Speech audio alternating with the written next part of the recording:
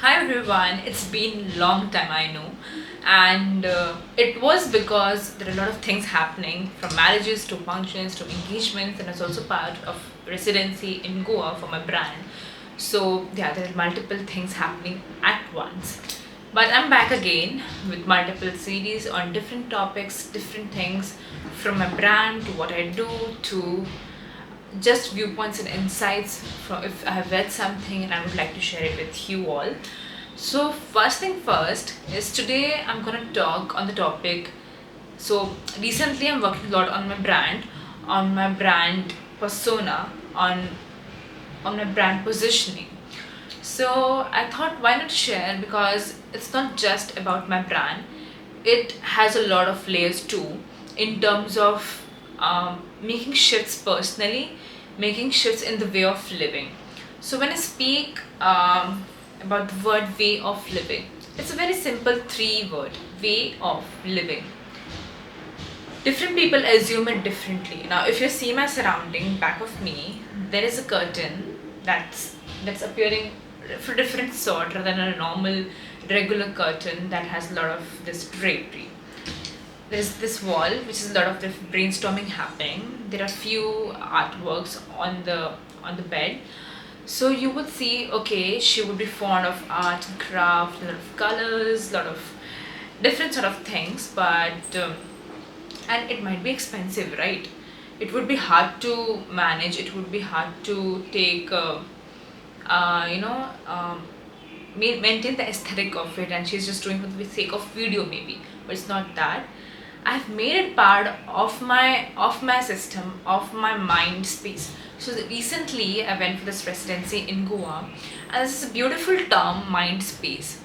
Now, the mind space speaks about you are developing. So whenever a customer or whenever a person comes to you, he or she would be or won't willing to buy or willing to spend time with you, or he or she won't understand what you're doing, what you have done, until and unless you don't create that mind space for them, because you have already built that mind space. Okay, you're already there in this room, built your area, your aura, and you're comfortable speaking in front of the camera, or doing something other else, or just sketching or brainstorming, whatever it is.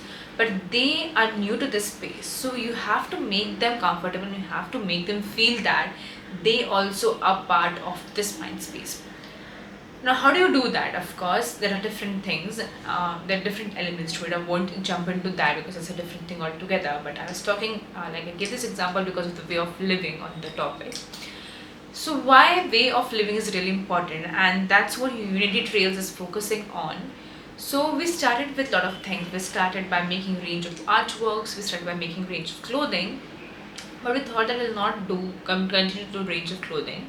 Of course, we'll do custom orders because that's more personalized, and it opens a beautiful spectrum of ideas, understanding the person of what she likes, dislikes, what she wants to be narrated on a story, the emotions, the colors. There are a lot of multiple layers that makes the garment lively, right? So that's why I love custom orders. So if any one of you want to anytime do some custom order that that has to be close to your heart, reach out to me. I'm there to open, there to discuss out there. So we started with that. We started with products. We started with workshops, because for me experiences matter a lot. Because I teach now. I also teach now how to make botanical inks and lake pigments. So I always tell that botanical inks and lake pigments are not just a way of making. It's a way of connection. It's a way of understanding plants, that a beautiful area of plants of different Ayurvedic herbs that's there, rooted in history, and we just need to pick it up and just spread up out there, that you can create beautiful, and it has not need to be every time a thing that can scale or that can commercially. Sometimes it can also be something that creates a spark in your mind, that creates curiosity in your mind, right? So when I started engaging with botanical inks, with lake pigments, with nature, with handlooms, with lot of different aspects of these, you get associated with a lot of textures, you get associated with a lot of stories, history, elements all together. The color palette goes out differently altogether. The Pantone shades that you see is different, it works out differently. But the nature shades, the color palette that nature has to offer is differently. And it teaches a lot of things. It opens up, if you are also acceptable, that you're willing to accept what nature has to offer. You have to be grateful and you have to be kind to accept that. Now, why am I speaking all of this and how is it related to way of living? Because it started with a lot of different things, and it starts with a lot of different things, experimenting with a lot of things. It's not a straight way. And how I shifted to generating this kind of aura, this kind of space. I was also a simple person, not caring much about kaisa parda, how the curtain has to be, what has to be stick on the wall, what has to be there on the shelf of the bed, what has to be there in front of me, back of me, side of me.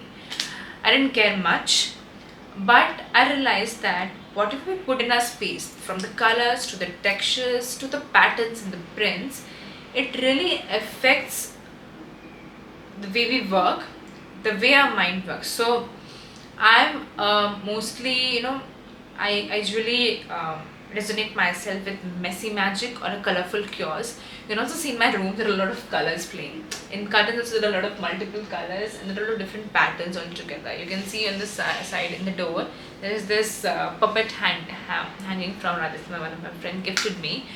It also has a lot of colors, a lot of this forms, a lot of this shape, 3D, 2D, fabric, flow, different texture, materials. So I'm that kind of person, so that's getting reflected in my room, and that makes me feel that yeah, there is something. Why am I just sitting still?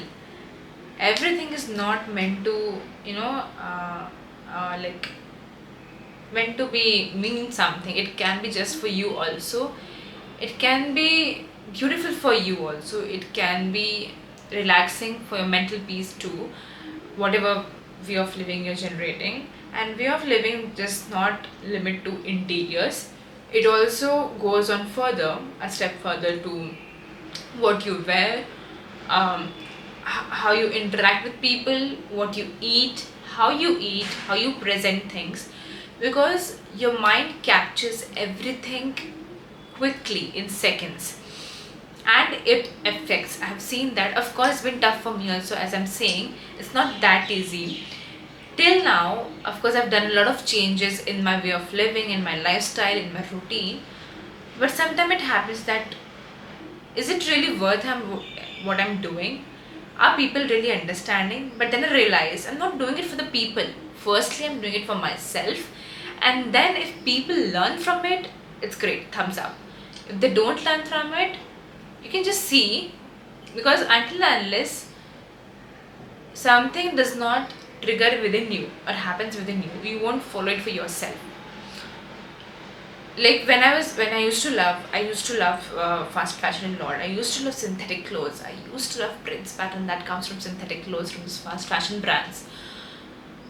But as soon as I shifted to natural pigments, as soon as I shifted to handlooms, that touch, the feel, that texture, the smell, my god, all the senses got activated. And the way I speak, the way I'm confident, the way I observe things, sense on things, it's differently. And once a lot of parameters has a positive aspect, why would someone bring a positive change in themselves, right? So this was something that triggered me to change the way of living that I was living before. There's nothing wrong in that, but always you can leverage, you can upgrade it, whatever you think that would be appropriate for you, and then for the people who are also involved in that environment and in that surrounding. I'll be covering more things on this, on the way of living, and more layers on this, and how it is linked to my brand. So stay tuned.